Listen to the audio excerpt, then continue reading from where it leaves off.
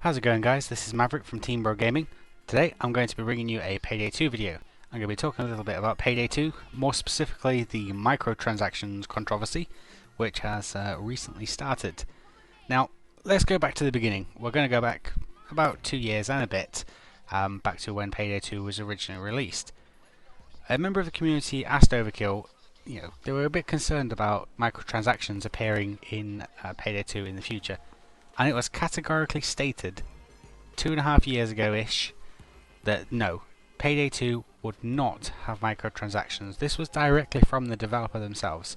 It was also stated by a number of people at the company that made Payday 2. So how is it that 2.5 years after saying, well, actually, no microtransactions, we end up here with microtransactions in Payday 2? Well, that's rather interesting. The Payday 2 Crime Fest update, the very first update on the Payday 2 Crime Fest map, was microtransactions on day 1, which introduced new weapon skins into Payday 2, despite having previously said just over 2 years ago that there won't be any microtransactions. They were released. Now, the idea of Crime Fest is kind of to reward the community, if you will, for the years of sort of support of the company as well as the game. Sort of like a little thank you to the players who have made the game what it is today. And they start off by saying that everything in Crime Fest is free. Now, maybe I'm being a bit slow, but microtransactions, £1.60 for a weapon skin, isn't free. Yeah, so maybe they got that wrong immediately. Now, one of the things that the microtransaction in Payday has is it's a weapon skin, which you think, oh, well, weapon skins, yeah, big deal. However, these weapon skins come with game-changing attributes, such as change to accuracy for your weapons, which makes the weapon more accurate to use actually in the game. Now, we've all known about sort of like weapon skins, character mod packs, whatever you want to call them. They've been going around for years, and they're barely palatable as it is, but ultimately you're given a choice of whether you want to buy it or not. So while I don't particularly like them, most companies use microtransactions for cosmetic reasons, such as new skins on weapons, and sort of leave it at that. It's then entirely your choice whether you want to pony up the cash for the new weapon skin or whatever. However, Payday 2 microtransactions offer an actual in-game advantage, which can only be done through the purchase of the Crime Fest 2 drill, which currently sits around the sort of £1.60, £1.80 mark for a drill to unlock a randomly dropped safe in the card drop section at the end of every heist. You buy the drill, you unlock the safe using the drill, and you're awarded with a weapon skin for a random weapon, which may or may not have game-changing attributes to it as well. So understandably the community are in uproar, and rightly so. How is it that just over 2 years ago we were told there'd never be any microtransactions, and yet the first day of Crime Fest, it's microtransactions? And don't forget, these are free updates for the community during Crime Fest. Now, I will say in Overkill's defense that since the microtransactions originally went live on Crime Fest Day 1, they have actually added in a chance of a Crime Fest 2 drill being dropped during the card drops at the end of the heist without you having to spend money. So there is a possibility, although on what sort of regularity that drops, we don't know, but there is a possibility of actually getting a drill to unlock a safe free of charge through the card drops at the end of a heist, which is a change from what it was on the first day of Crime Fest, where you could only buy them. So while back then they said that it was free and it wasn't, you could go some way to say, well, actually you could possibly end up with a Crime Fest 2 drill, providing that the random drops are favour you, fortune you somewhat. But nonetheless, the issue actually remains that people are flabbergasted that there are microtransactions in Payday 2 to start off with. So what exactly is going on at Overkill? Now, one of the things that should be done in any community is to put forward new ideas and to gauge sort of reception from your community, who say, well, actually, yeah, John, I like this idea. But that doesn't seem to have happened at Overkill. Instead, we get a surprise on day one of these microtransaction skins, and people are just like, well, hang on, this is not right. We asked you years ago and you said no, and now you're saying yes.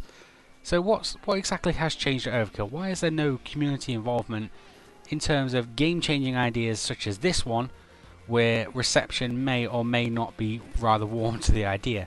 Coincidentally, people are quite pissed about the whole microtransactions thing in Payday 2.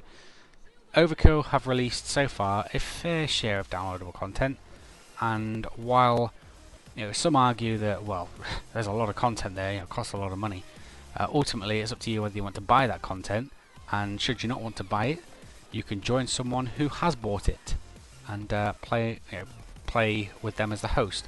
The only thing you can't do with this downloadable content is host a heist yourself that is a paid for heist. Now, with stuff like the weapons, the gauge mod courier pack, and with the character packs, it's a bit different. But the big heists, you can play them one way or the other. You could ultimately play them without having to pony up some cash, should you feel that it's not worth your money, which is a nice little touch. So Payday 2 had a lot of downloadable content. Some people were like, yeah, not sure about this, there is a lot. But ultimately you could still play that downloadable content for free, without paying, as long as you joined someone who had bought it. So it wasn't impossible, and it was not like all the downloadable content was locked off from you, well, the heists at least, behind some sort of paywall. The gauge mod courier pack is a little different.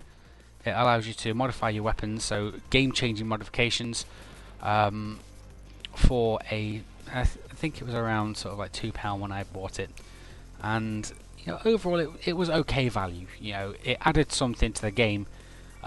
Granted, it does affect in-game attributes to weapons.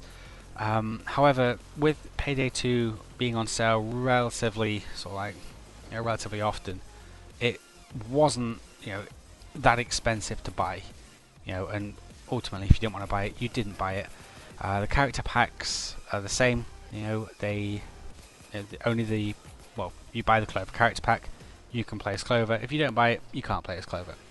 So Overkill continued releasing both paid for and free downloadable content, which I think it would be fair to point out that they have released a fair share of free downloadable content, which has been nice. We've had the Hoxton Breakout, which was actually rather good. Hoxton Revenge, so-so, but again, it was a free heist. So they've been supplementing their paid for heists with free heists as well, which is a good way of doing it. So a good way of doing business. However, whoever thought of this microtransactions bullshit at Overkill, I should probably have a sit down and chat with the community and see what it is we're actually looking for. I personally have put around 750 hours into the game. It's been great fun. I would like more heists, and they would probably be told that by many players, that actually we'd like some more heists as opposed to this weapon skins and everything else like that. I can understand why people are up in arms about it. I am too. I'm not impressed. When I bought the game, it was under it was under the illusion that basically everything was in the box, save for obviously the heist downloadable content. I didn't think, oh, well, actually, I'll get a weapon skin that improves my weapon too. That never came up. That was never thought of, because Overkill had previously said, nah, we're not doing it. So, although they have released a fair share of downloadable content, a good portion of it has been free. So from a downloadable perspective, or from a downloadable content perspective, they've been reasonable in what they've both released and they've been asking for what has been paid content. With the microtransactions though, it has really chucked people off. Well, actually, guys, this isn't what we wanted. We don't even know where you got the idea from. And it seems to be something that Overkill are going to stick to, as well as no doubt actually putting all of the all the components in place to release a microtransactions ability. Took some effort, and they've been planning it for a while, which kind of, it's kind of irritating when you consider that this is been a well thought out thing for Overkill. So why is it they've gone back on their word? 2 years is a long time in the video game industry. I understand that. Times change. However, when you say no downloadable content, if you're thinking of introducing downloadable content into your game via microtransactions, such as weapon skins, then really, after you've said no, you should probably at least throw it at the community first to see what they think of it. Because ultimately your game thrives upon them, upon those people saying, well, actually, yeah, you know what, I'd buy this. I'd buy a blue tiger skin for my AK-47. It'd look cool. So it's kind of astounding that they haven't actually approached the community at any point with this microtransaction concept. Overall, though, Payday 2 it's one of them games that you play, pretty consistently. I put a number of hours into it, and it has been great fun. I've been, grateful for the free downloadable content we've received, all the little perks we've got for sort of like sticking in there, and the paid for downloadable content, whilst there is a large volume of it, is on sale often enough to be able to pick up cheap enough. And if you're invested into the game, sort of like such as myself and most people are, then really, it's not that much for a game which you enjoy. Just the microtransactions thing is kind of, you've gone back on your word, and what's worse is it's obviously been planned for a while. So how comes you've said one thing now and you've done this here without even consulting the community? It does help that Overkill have put in the ability for the safe to drop at random intervals, but no one really knows how random that actually is. Whether it's sort of once in a blue moon thing, or it happens regularly enough to not be as much of an issue. To sort of mitigate the feedback they've received from sort of Reddit and the Steam users forums, which have mainly been up in arms about what they feel is a deception, which it is. I feel like I've been deceived. Maybe that wasn't intentional, and maybe it wasn't the way they wanted to sort of like present themselves, but I do feel deceived somewhat in the fact that I bought the game believing there would never be any of this bullshit, and now there is. So I do feel a little cheated, as do many others. How can Overkill address this for the future? Now, at the very, very least, what they should be doing now is actually making it so that the weapon skins have no game-changing attributes whatsoever.